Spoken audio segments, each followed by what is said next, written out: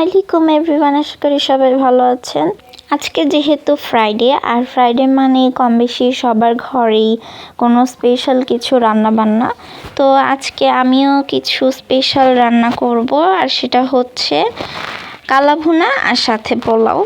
যদিও আজকে রান্নাটা আমি আর আমার ভাবি মিলে করব। তো এখানে আমি 1 কেজি গরুর মাংস নিয়েছি, আর আজকে আমি রাঁধুনির কালাভুনার মশলাটা দিয়ে কালাভুনা রান্না করব। তো প্যাকেটের মধ্যে কিন্তু 2 প্যাকেট মশলা আছে, আপনারা দেখেছেন। আর এখন মাংসের মধ্যে গরম মশলা দিয়ে দিচ্ছি, দারচিনি, এলাচ, লবঙ্গ। এরপরে দিয়ে দিলাম পরিমাণ মতো লবণ, পরিমাণ মতো মরিচের গুঁড়া, পরিমাণ মতো জিরা গুঁড়া, হলুদ গুঁড়ো আর ধনিয়া গুঁড়া। আর এখন কালাভুনা মশলার যে বড় প্যাকেটের মশলাটা থাকে, সেই মশলার অর্ধেক মশলা দিব, কারণ প্যাকেটের মাপ অনুযায়ী 2 কেজি মাংস, যেখানে আমি নিয়েছি 1 কেজি। আর এখানে পেঁয়াজ কুচি দিয়ে দিলাম, পরিমাণ মতো পেঁয়াজ কুচি দিয়ে এখন দিয়ে দিব এর মধ্যে সরিষার তেল। তেলটা দেওয়ার পরে সব মশলাগুলোকে ভালোভাবে মিশিয়ে নিতে হবে।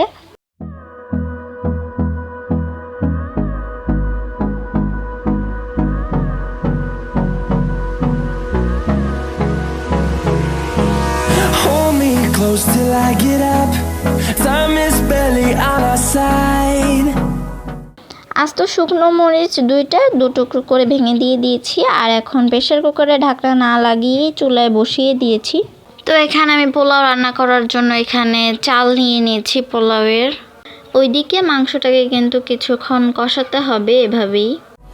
I don't wanna waste what's left. The storms we chase. আমরা একটা মিস্টেক করে ফেলেছিলাম, সেটা হচ্ছে এর মধ্যে তখন আদা বাটা, রসুন বাটা দিতে ভুলে গেছি। তো এখন আমরা পরিমাণ মতো এটা দিয়ে দিলাম। Leading us, and love is all we'll ever trust. Yeah, no, I don't wanna waste what's. ওইদিকে তো মাংস হচ্ছে, এখন এইদিকে পোলাওটা বসিয়ে দেবো, এই জন্য পোলাওয়ের চালটা ধুয়ে নিলাম। আর এখন এদিকে এই মাংসতে একটু সামান্য পানি দিয়ে এটাকে এখন বসিয়ে দিতে হবে, আর মাংসটা সিদ্ধ হবে প্রেসার কুকারে। এইখানে আমরা 4টা হুইসেল দিব। মূলত কালাভুনা আসলে কষিয়ে কষিয়ে রান্না করলে সেটা মজা হয় খেতে, তবে এইখানে আমাদের রান্না করতে অনেক টাইম লাগবে, যার কারণে প্রেসার কুকারে সিদ্ধ দিয়ে দিয়েছি। আর এখানে পোলাও রান্না করার জন্য এখন পাতিলে সামান্য ঘি দিয়ে দিলাম টেস্ট আসার জন্য, আর এরপর দিয়ে দিলাম তেল, তারপর দিয়ে দিলাম গরম মশলা, দারচিনি, লবঙ্গ, এলাচি। এরপর দিয়ে দিচ্ছি পেঁয়াজ কুচি, তারপর দিব আদা বাটা, রসুন বাটা, আর এগুলো দেওয়ার পর এই পোলাওটা ভেজে নিতে হবে।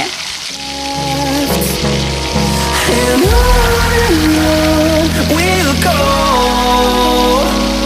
through the wastelands, through the highways, till my shadow turns to sun rays. And on we'll go through the wastelands. তো পেঁয়াজটা প্রায় লালচে হয়ে আসার পরে এখানে পোলাওয়ের চাল দিয়ে দিলাম। And on we'll go.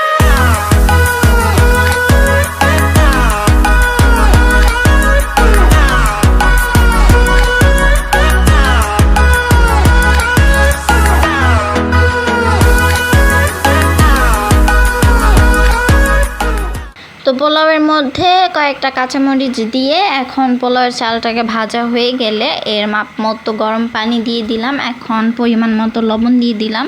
তো এটাকে এখন রাইস কুকারে বসিয়ে দিবে, আর ব্যাস পোলাও হয়ে যাবে। তো মাংসটা সিদ্ধ হয়ে যাওয়ার পর চলে আসলাম। এখন কালাভুনার যে ছোট প্যাকেটের মশলাটা ছিল, সেই মশলাটা আমি চামচে অর্ধেক নিয়ে নিলাম, আর এখন সেই মশলাটা দিয়ে দিচ্ছি।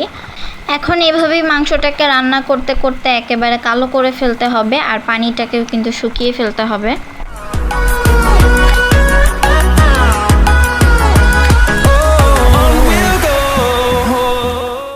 আর এখন এই কালাভুনাটাকে বাগার দেওয়ার জন্য এখানে আলাদা প্যানে সরিষার তেল দিয়ে দিলাম, এর মধ্যে পেঁয়াজ কুচি, শুকনা মরিচ আর রসুন দিয়ে ভাজতে হবে। We'll go through the wastelands, through the highways, till my shadow turns to sun rays. And on we'll go through the wastelands, through the highways, and on we'll go.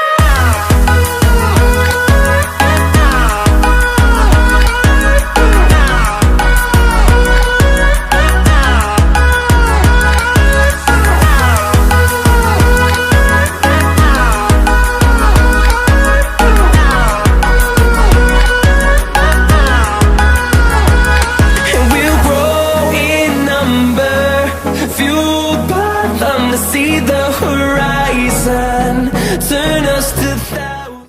তো এই ছিল আমাদের রান্নাবান্না। আজকের ব্লগটা এই পর্যন্তই। সবার সাথে নেক্সট ভিডিওতে দেখা হয়ে যাবে। সবাই সুস্থ থাকবেন, ভালো থাকবেন। আল্লাহ হাফেজ, আসসালামু আলাইকুম।